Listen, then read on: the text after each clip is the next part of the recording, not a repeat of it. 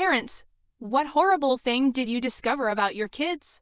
One afternoon, I overheard my 12-year-old twins, Luca and Lena, whispering upstairs.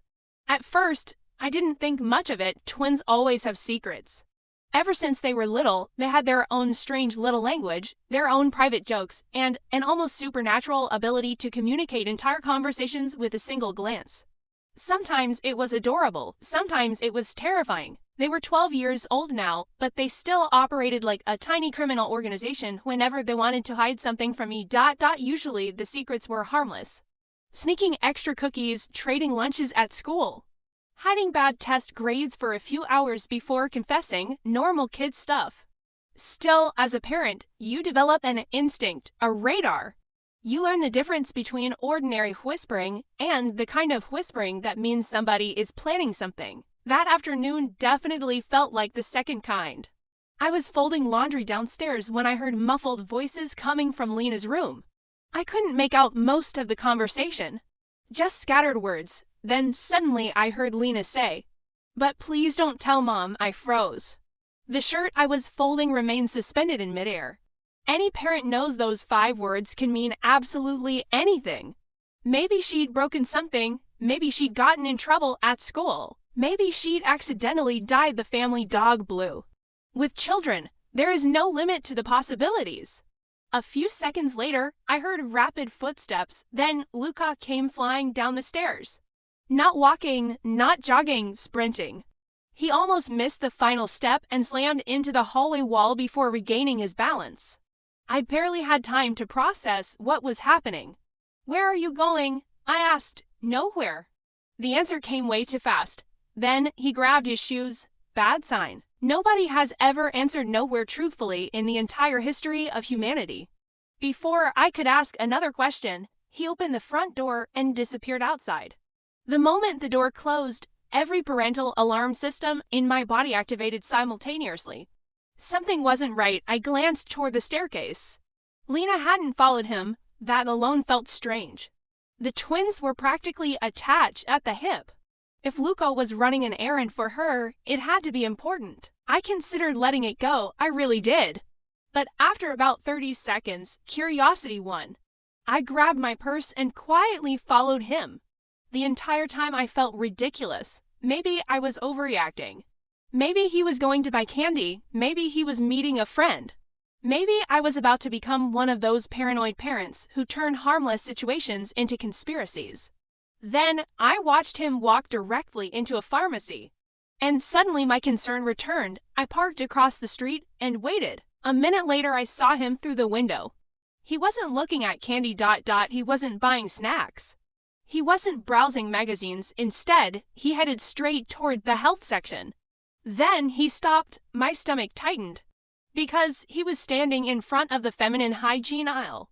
For several seconds, he stared at the shelves. Looking confused, looking nervous, looking completely out of his depth. Then he grabbed a box. I couldn't see exactly what it was. But whatever he picked up seemed to satisfy him. He walked toward the register. At that point, 1,000 horrible possibilities began running through my mind. Why would Lena send Luca to buy feminine products? Why wouldn't she ask me? Why was she hiding it? The more I thought about it, the worse my imagination became. I tried convincing myself there was probably a simple explanation. Then I watched the cashier look at the box. The woman frowned. She looked at Luca, then looked back at the box, and that's when everything changed. Even through the pharmacy window, I could see her speaking seriously. I couldn't hear the conversation, but I could see Luca's face getting redder by the second. Finally, the cashier handed the item back. And that's when I noticed what he'd actually grabbed. The morning after pill, my heart nearly stopped. For a moment, the entire world seemed to tilt sideways. My brain immediately jumped to the worst possible conclusion. Lena was 12 years old. 12. Why would she need emergency contraception? How could she even know what it was? Had something happened? Had someone hurt her? Had she gotten involved in something she didn't understand? I felt physically sick. The kind of sick that starts in your stomach and spreads through your entire body. I stepped away from the window, took several deep breaths, and tried to think rationally. Panic wasn't going to help. But no matter how hard I tried, every possibility seemed worse than the last. I was already reaching for my phone to call my husband when Luca exited the pharmacy. His shoulders were slumped, his face looked completely defeated. And when he spotted me standing outside, he froze so abruptly it looked like someone had pressed pause. "Mom," his voice cracked. "What are you doing here?"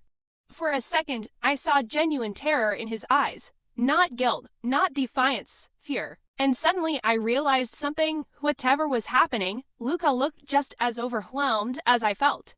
I took a deep breath, then another. I reminded myself that panicking at him wouldn't solve anything. So I walked over calmly, or at least I tried to appear calm. "Luca," I said gently, "why were you trying to buy the morning after pill?" The reaction was immediate. His eyes filled with tears, actual tears. And that was the moment my entire perspective shifted. Because that wasn't the reaction of a kid hiding something terrible. That was the reaction of a scared child who thought he had failed someone. He looked down at the sidewalk, then at the pharmacy, then back at me. For several seconds, he couldn't speak. Finally, I reached out and squeezed his hand. "Sweetheart," my voice softened, "tell me what's going on." He swallowed hard, then glanced toward home. "Promise you won't tell Lena I told you." The request alone confused me. I nodded. "I promise." He hesitated again, then finally blurted everything out. "Lena started bleeding." I blinked. He immediately looked embarrassed. "You know ... He lowered his voice. "Down there." For a second, I simply stared at him. Then he continued. "She was crying." Now my confusion was growing. She thought something was wrong with her. The poor kid looked heartbroken. She didn't want to tell anyone because she was embarrassed. My chest tightened, and she asked me to help. Suddenly, everything was starting to make sense. Or almost everything. So, why the morning after pill? I asked. Luca groaned. "I don't know." He rubbed his face.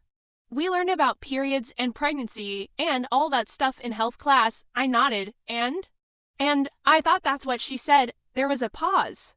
Then realization hit him. His eyes widened. Oh, another pause. Then, wait, he looked horrified. "That's not what she meant, is it?" I couldn't help it. I laughed, not because it was funny for him. Because the wave of relief was so overwhelming that laughter was the only thing my body could produce. "Oh, honey," I wrapped an arm around his shoulder. "I think she meant pads." His jaw dropped. Then he covered his face. Oh my God. The embarrassment was immediate. I bought the wrong thing, very wrong thing. I am literally the dumbest person alive. No, I smiled. "You're a 12-year-old boy trying to help his sister." That made him feel slightly better, only slightly. So together we walked back into the pharmacy. The cashier recognized us immediately. The poor woman looked relieved when she realized what had happened. A few minutes later, we had everything Lena actually needed. Pads, pain relief medicine, heating patches. And because I was feeling emotional, I also added chocolate, lots of chocolate. On the drive home, Luca sat quietly holding the pharmacy bag. Eventually, he asked, "Is she going to be okay?" The concern in his voice nearly broke me. "She's perfectly okay," he nodded, then asked, "Does it hurt?" "Sometimes."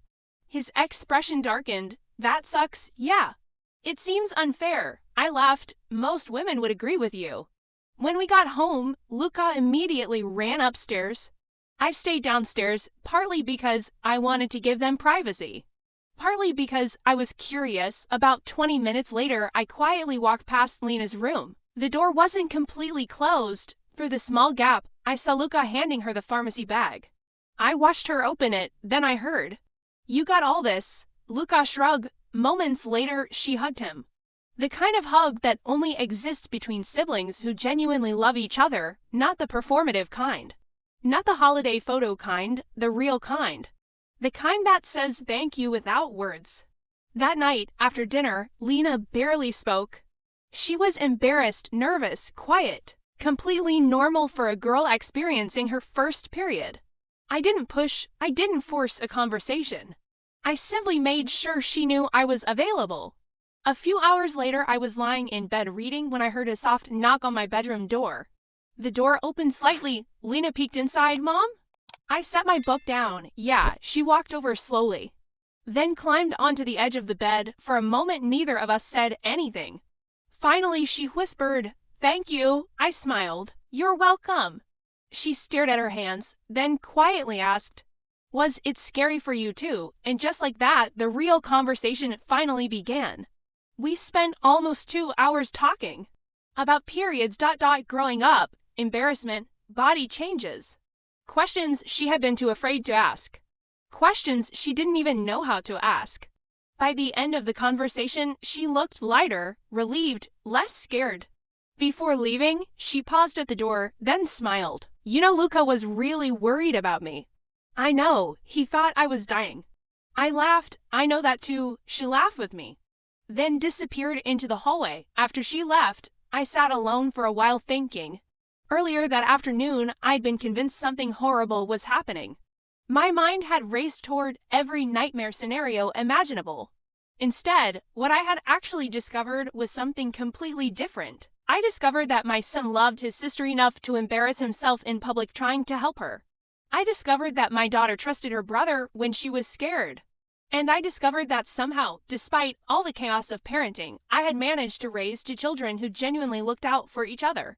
Honestly, there are far worse things a parent can discover.